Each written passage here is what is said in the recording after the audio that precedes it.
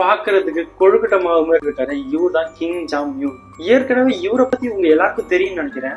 இவர் யாருன்னு பாத்தீங்கன்னா நார்த் கொரியாவோட பிரசிடென்ட். புதுசா சில திட்டங்களை கொண்டு வந்திருக்காரு. அது ரொம்பவே கேவலமான ஒரு திட்டம் நான் நினைக்கிறேன்.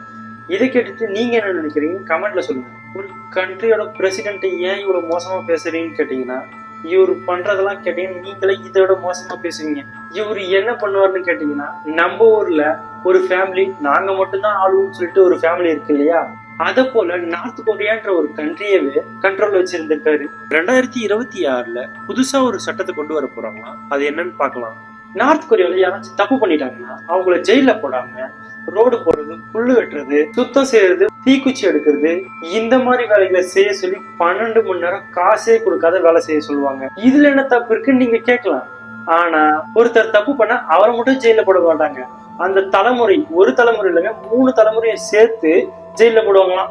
அது எப்படின்னா, அவங்க தாத்தா தப்பு பண்ணிட்டாருன்னா அவங்க அப்பா, அவங்க பேரன், இந்த மாதிரி 3 ஜெனரேஷன் சேர்த்து பனிஷ் பண்ணுவாங்களாம். இது வரைக்கும் 3 லட்சம் பேரு அவங்க தப்பு பண்ணாம அவங்க ஃபேமிலி தப்பு பண்ணதால அவங்க ஜெயில இருக்காங்களாம்.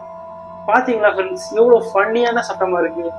இந்த மாதிரி நம்ம நாட்டிலையும் கொண்டு வந்தாங்கன்னா ஒருத்தர் கூட தப்பு பண்ண மாட்டாங்க நான் நினைக்கிறேன். நீங்க என்ன நினைக்கிறீங்க? நார்த் கொரியால நீங்க ஜெயிலுக்கு போவதே இருக்கணும்னா நீங்க மட்டும் தப்பு பண்ணாத இருந்தா சரி, உங்க ஃபேமிலியில யாருமே தப்பு பண்ணாம பாத்துக்கணும். அப்படி பாத்துக்கல,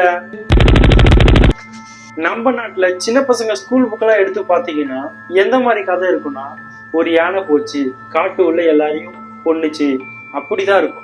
இதுவே நார்த் கொரியால சின்ன பசங்க எல்லாம் படிக்கிறாங்க இல்லையா, அவங்க புக்ஸ் எல்லாம் பார்த்தா அந்த நாட்டோட பிரசிடென்ட் கிங் ஜாம் யூன் அவரு பிறந்த 1 வாரத்திலேயே பேச ஆரம்பிச்சுட்டாருன்னு சொல்றாங்க. அவர் பிறந்த 1 மாசத்துலயே ஓடினாரு, பறந்தாரு, தாவுனாருன்னு இந்த சின்ன பசங்க புக்ல போட்டிருக்கு.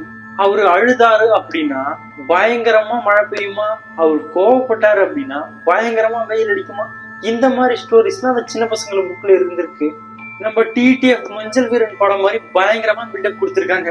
சோ சின்ன வயசுல அவங்க நாட்டோட பிரசிடென்ட் கடவுள் மாதிரி, அதிசய பிறவி மாதிரி, அவரு என்ன சொன்னாலும் செய்யணும், திரும்பி யாரும் மறுத்து பேசக்கூடாதுன்னு ரொம்பவே பில்டப் பண்ணிருக்காங்க. இப்படி ஸ்கூல் புக் வரைக்கும் பயங்கரமா ட்ரைனிங் கொடுக்குறாங்க. இப்ப நான் சொல்ல போற விஷயத்த கேட்டா ரொம்பவே ஷாக் ஆயிடுவீங்க. எல்லா கண்ட்ரிஸ் போல நார்த் கொரியாலயும் எலெக்ஷன்லாம் வரும்.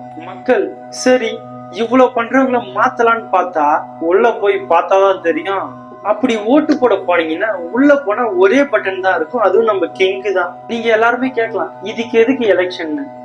இதுவும் நம்ம நாட்டு போலதான் 5 வருஷத்துக்கு ஒரு வாட்டி எலெக்ஷன்லாம் வருது இல்லையா, அந்த ஒரு நாட்டுல எல்லாருமே ஓட்டு போடுவாங்க.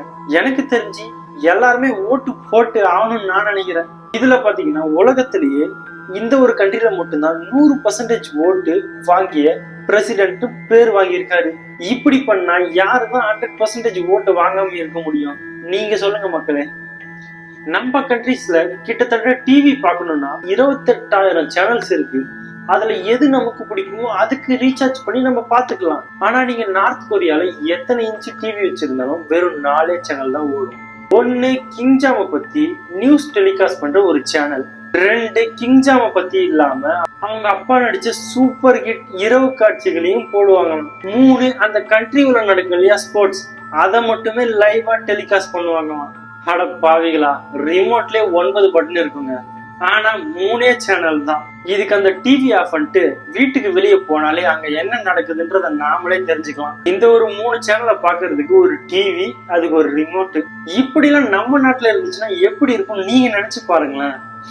இவங்க கிட்ட பெஸ்டா ஒண்ணு இருக்குன்னு பாத்தீங்கன்னா அது மிலிட்டரி பவர் தாங்க. நார்த் கொரியான்ற ஒரு கண்ட்ரியே நம்ம தமிழ்நாடு விட சின்ன சைஸ் தான். ஆனா மிலிட்டரி எந்த அளவுக்கு பவர்ஃபுல் கேட்டீங்கன்னா, இந்த உலகத்திலேயே சைஸ் படி பாத்தீங்கன்னா நார்த் கொரியா தான் 97th பிளேஸ். உலகத்திலேயே அவங்க தான் மிலிட்டரி பவர்ல 4th ரேங்க்ல இருக்காங்களாம்.